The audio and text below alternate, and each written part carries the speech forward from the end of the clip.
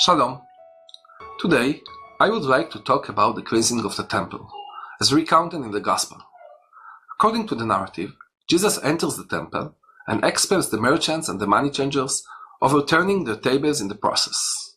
Undoubtedly, the Gospel narrative expresses strong criticism toward the priest overseeing the temple. However, a crucial question arises. Is this criticism a general indictment of all Jews in the time of Jesus? Or is it specifically targeted at the temple's priest? Throughout history, many have misconstrued these verses. I believe that verse 18, in which the Jews then responded to him, "What sign can you show us to prove your authority to do all this?" has led to misinterpretations. The use of the term "the Jews" might erroneously suggest a universal condemnation of all Jews. As a matter of fact, the initial critiques of the corruption in the temple were fellow Jews. Our sages, known as Chazal, extensively criticized the corrupt practices within the temple during Jesus' time.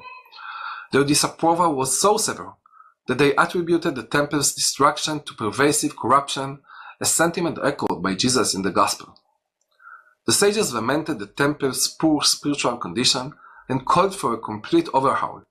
They asserted, as mentioned at the beginning of the Yoma tractate, that even the high priest was corrupt and lacked knowledge of the Jewish law.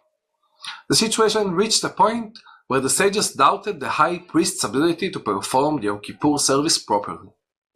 An interesting parallel emerged between Jesus and the sages in verse 16, where Jesus says, "To those who sold doves, he said, 'Get this out of you. Stop turning my Father's house into a market.'" Jesus directed detailed statements specifically at the dove sellers. In Jewish law, there is a distinct mention of dove sellers, categorizing them among those disqualifying from testifying. This may indicate a connection between the sages' strict stance toward dove sellers and the Gospel's portrayal of them desecrating the temple.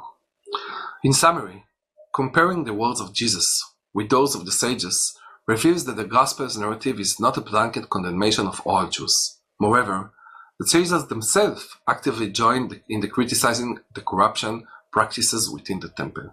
Shalom ותודה רבה.